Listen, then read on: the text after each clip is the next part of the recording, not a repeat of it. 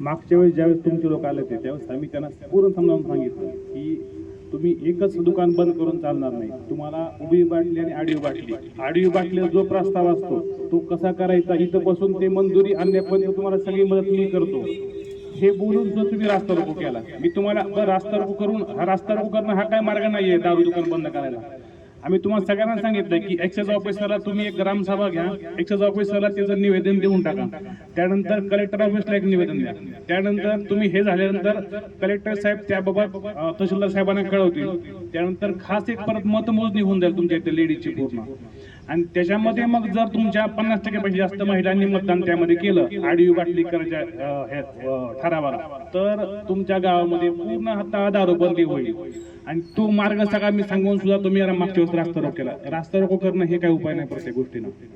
मग तुम्हाला मी समजावून सांगितलं की एक्साइज ऑफिसरशी बोलणं करून दिलं मी, कसं असतं कशी नाही प्रोसिजर सगळं तुम्हाला सांगून दिलं.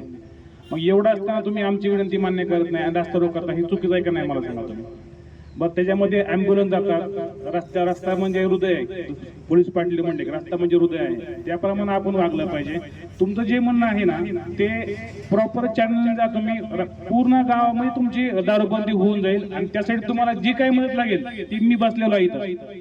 तुम्हाला काय मदत पाहिजे कधी मला सांगा, मी तुम्हाला पूर्ण मदत करतो.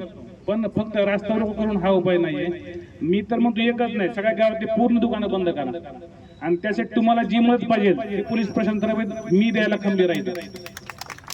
तुम्ही कधी सांगा, तुम्हाला मतमोदीच्या वेळेस तहसीलदार साहेबांकडून किंवा तुम्हाला ग्रामसभा घ्यायची त्यावेळेस बंद होतील, तुम्हाला जी मदत पाहिजे ती आम्ही द्यायला तयार आहे.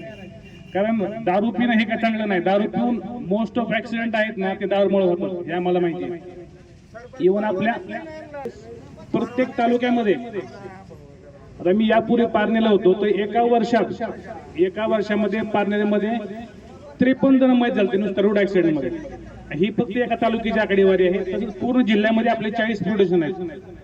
त्यामुळे ही जी तुमची जी कळकळीची मागणी आहे ती आम्हाला पण मान्य आहे आणि तुम्ही जी आडवी बाटलीला जी ठराव प्रक्रिया आहे ती मी सगळी समजावून सांगितलेली आहे तुमच्या लोकांना. त्याप्रमाणे आपण केली तर पूर्ण ठराव आपलं पूर्ण दारूबंदी करून पूर्ण गाव दारूमुक्त करू आणि त्यासाठी तुम्ही आम्हाला साथ द्या ही आमची प्रशासनातर्फे तुम्हाला सगळ्यांना विनंती आहे.